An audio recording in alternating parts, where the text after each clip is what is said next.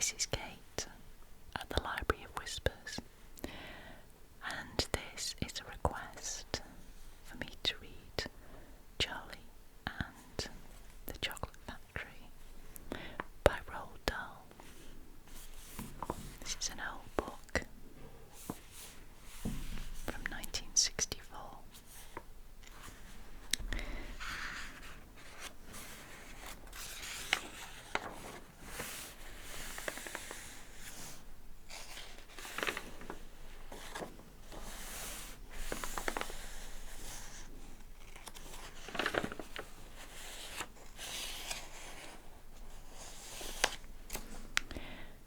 There are 5 children in this book.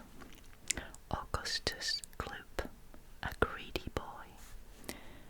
Veruca Salt, a girl who is spoiled by her parents. Violet Beauregard, a girl who chews gum all day long. Mike TV, a boy who does nothing but watch television.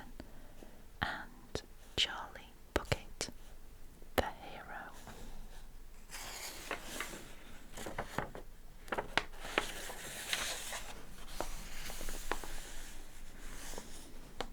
Chapter 1. Here comes Charlie. These 2 very old people are the father and mother of Mr. Bucket. Their names are Grandpa Joe and Grandma Josephine.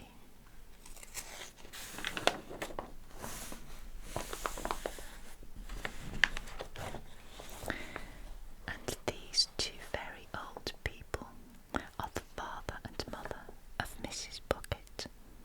Their names are Grandpa George and Grandma Georgina. This is Mr. Bucket. This is Mrs. Bucket. Mr. and Mrs. Bucket have a small boy whose name is Charlie Bucket. This is Charlie. How do you know? And how do you do? And how do you do again? He is pleased to meet you. The whole of this family, the 6 grown-ups, count them, and little Charlie Bucket, live together in a small wooden house on the edge of a great town. The house wasn't nearly large enough for so many people, and life was extremely uncomfortable for them all. There were only 2 rooms in the place altogether, and there was only 1 bed. The bed was given to the 4 old grandparents because they were so old and tired. They were so tired they never got out of it.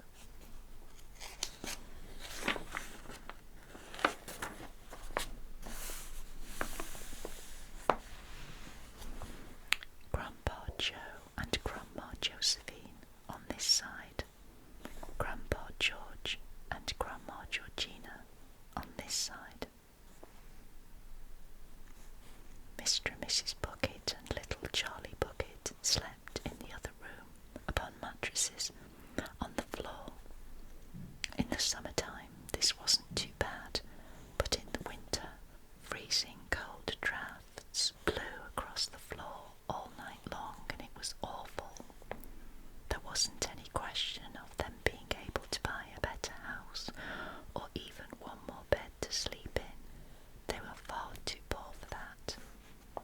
Mr. Bucket was the only person in the family with a job. He worked in a toothpaste factory where he sat all day long at a bench and screwed the little caps onto the tops of the tubes of toothpaste after the tubes had been filled. But a toothpaste cap screwer is never paid very much money, and poor Mr. Bucket, however hard he worked and however fast he screwed on the caps, was never able to make enough to buy 1/2 of the things that so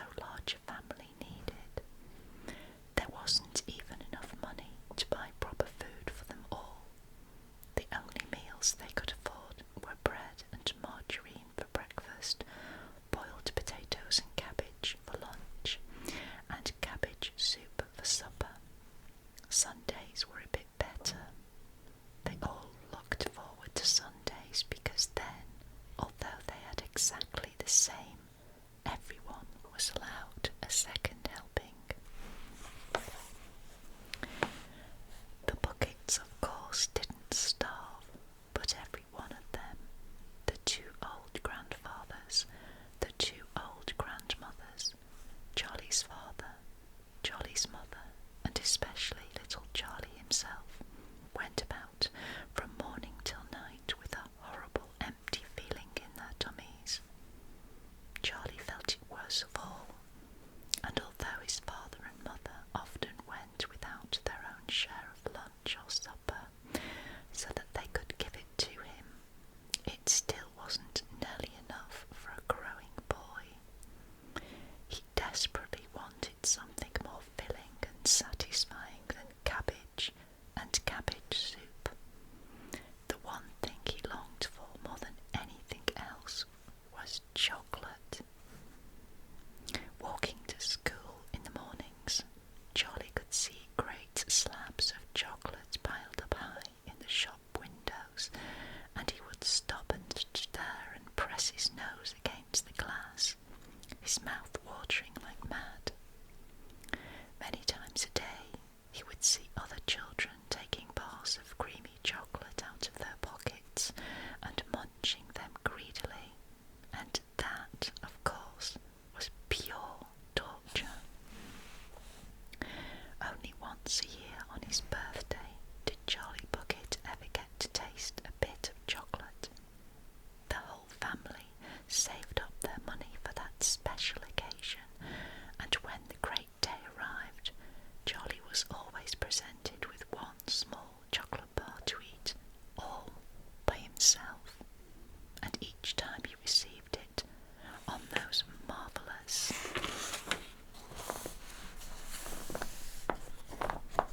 birthday mornings, he would place it carefully in a small wooden box that he owned, and treasure it as though it were a bar of solid gold, and for the next few days he would allow himself only to look at it, but never to touch it.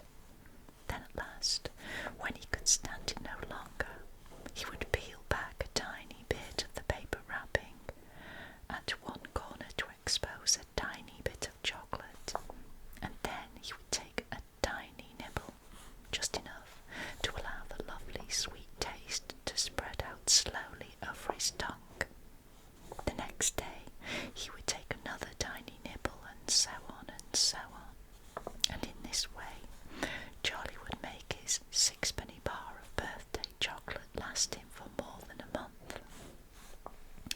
But I haven't yet told you about the one awful thing that tortured little Charlie, the lover of chocolate, more than anything else.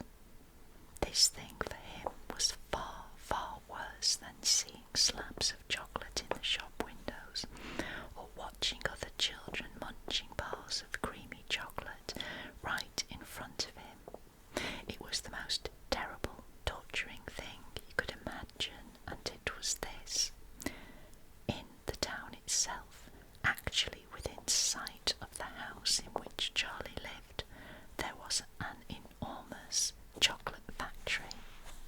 Just imagine that. And it wasn't simply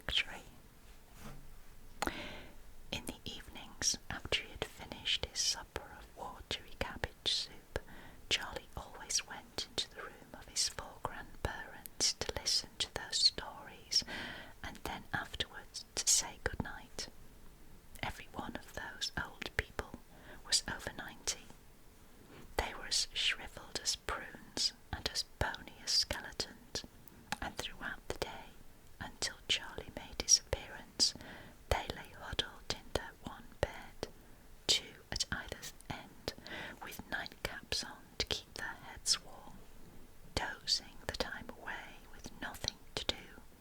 But as soon as they heard the door opening and heard Charlie's voice saying, "Good evening, Grandpa Joe and Grandma Josephine and Grandpa George and Grandma Georgina," then all four of them would suddenly sit up and their old wrinkled faces would light up with smiles of pleasure, and the talking would begin, for they loved this little boy.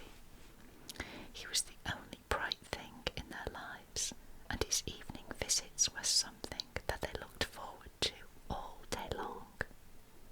Often Charlie's mother and father would come in as well, and stand by the door listening to the stories that the old people told, and thus, for perhaps half an hour every night, this room would become a happy place, and the whole family would forget that it was hungry and poor.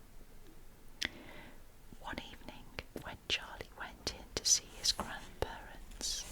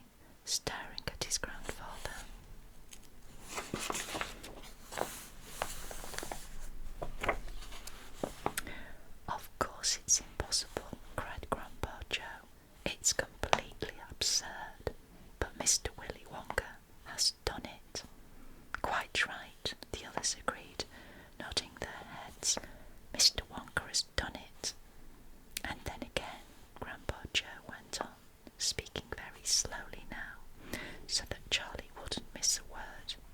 Mr. Willy Wonka can make marshmallows that taste of violets and rich caramels that change colour every 10 seconds as you suck them, and little feathery sweets that melt away deliciously the moment you put them between your lips.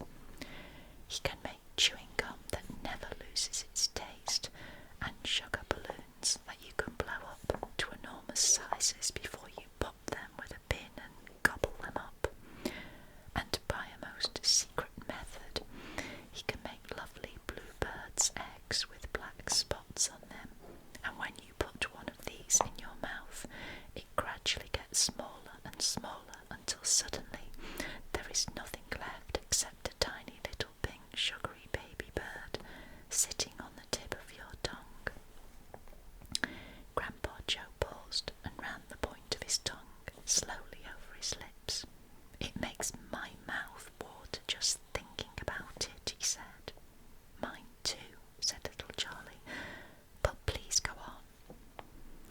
While they were talking, Mr. and Mrs. Bucket, Charlie's mother and father, had come quietly into the room, and now both were standing just inside the door listening. "Tell Charlie about that crazy Indian prince," said Grandma Josephine. "He'd like to hear that." "You mean Prince Pondicherry," said Grandpa Joe, and he began chuckling with laughter. "Completely dotty," said Grandpa George. "But very rich," said Grandma Georgina. "What did he do?" asked Charlie eagerly. "Listen," said Grandpa Joe, "and I'll tell you." Chapter 3. Mr. Wonka and the Indian Prince. Prince Pondicherry wrote a letter to Mr. Willy Wonka, said Grandpa Joe, and asked him to come all the way out to India and build him a colossal palace entirely out of chocolate. Did Mr. Wonka do it, Grandpa? He did indeed, and what a palace it was. It had 100 rooms, and everything was made of either dark or light chocolate.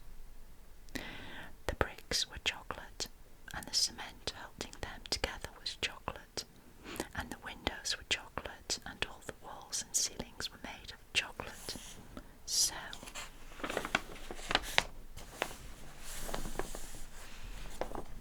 were the carpets and the pictures and the furniture and the beds, and when you turned on the taps in the bathroom, hot chocolate came pouring out.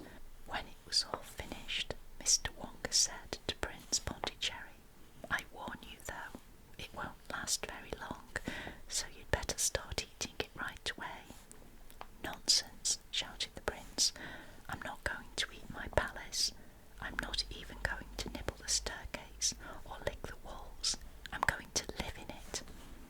But Mr. Wonka was right, of course, because soon after this there came a very hot day with a boiling sun, and the whole palace began to melt, and then it sank slowly to the ground, and the crazy prince, who was dozing in the living room at the time, woke up to find himself swimming around in a huge brown sticky lake of chocolate. Little Charlie sat very still on the edge of the bed, staring at his grandfather. Charlie's face was bright, and his eyes were stretched so wide you could see the whites all around. "Is all this really true?" he asked, "or are you pulling my leg?"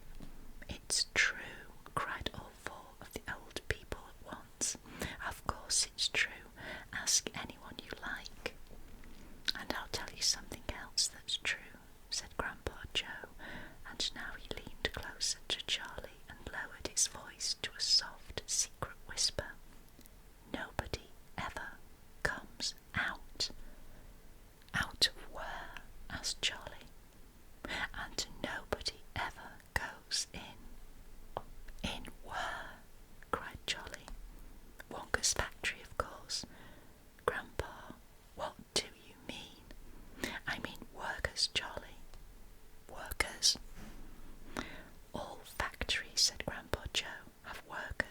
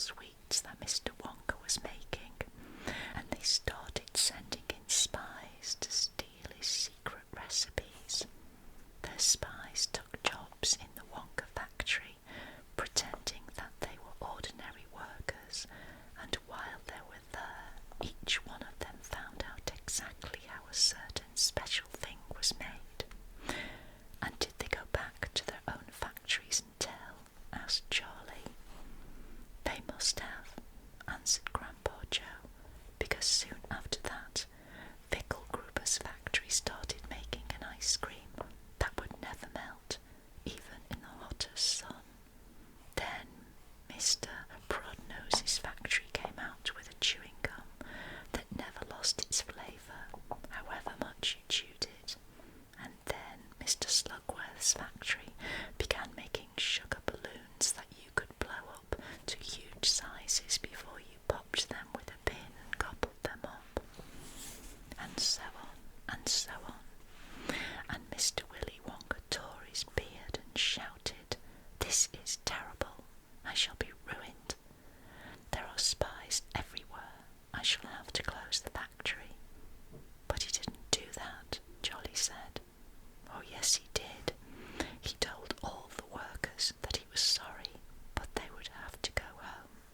Then he shut the main gates and fastened them with a chain, and suddenly Wonka's giant chocolate factory became silent and deserted. The chimney stopped smoking, the machines stopped whirring, and from then on not a single chocolate or sweet was made, not a soul went in or out, and even Mr. Willy Wonka himself disappeared completely. Months and months went by, Grandpa Joe went on, but still the factory remained closed, and everybody said, "Poor Mr. Wonka, he was so nice, and he made such marvellous things, but he's finished now, it's all over." Then something astonishing happened. One day, early in the morning, thin columns of white smoke were seen to be coming out of the tops of the tall chimneys of the factory. People in the town stopped and stared. "What's going on?" they cried. "Someone's lit the furnaces. Mr. Wonka must be opening up again." They ran to the gates, expecting to see them wide open and Mr. Wonka standing there to welcome his workers back. But no, the great iron gates were still locked and chained as securely as ever, and Mr. Wonka was nowhere to be seen. "But the factory is working," the people shouted. "Listen, you can hear the machines. They're all whirring again, and you can smell the smell of melting chocolate in the air."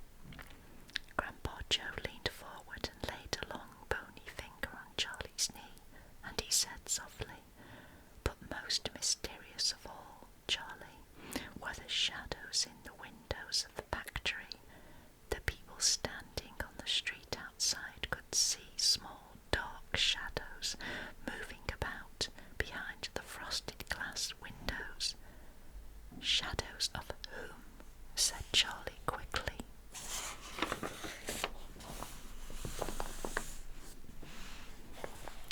That's exactly what everybody else wanted to know. "The place is full of workers," the people shouted, "but nobody's gone in. The gates are locked. It's crazy. Nobody ever comes out either." But there was no question at all, said Grandpa Joe, that the factory was running, and it's gone on running ever since for these last 10 years. What's more, the chocolates and sweets it's been turning out have become more fantastic and delicious all the time. And of course, now when Mr. Wonka invents some new and wonderful sweet, neither Mr. Fickelgruber, nor Mr. Prodnose, nor Mr. Slugworth, nor anybody else is able to copy it. No spies can go into the factory to find out how it is made.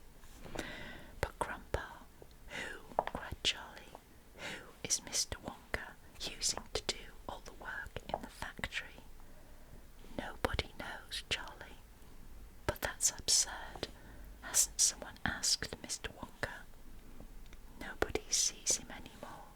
He never comes out. The only things that come out of that place are chocolates and sweets. They come out through a special trapdoor in the wall, all packed and dressed, and they are picked up every day by post office trucks." "But Grandpa, what sort of people are they that work in there?" "My dear boy," said Grandpa Joe, "that is one of the great mysteries of the chocolate-making world. We know only one thing about them. They are very small. The faint shadows that sometimes appear behind the windows, especially late at night when the lights are on, are those of tiny people no taller than my knee.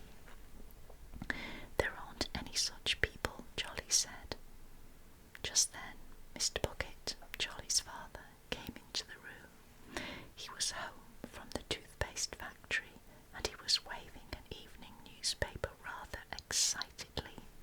"Have you heard the news?" he cried. He held up the paper so that they could see the huge headline. The headline said, "Wonka Factory to be opened at last to Lucky View." Okay, I'm going to leave it there, and we'll return to the story very soon. Next chapter.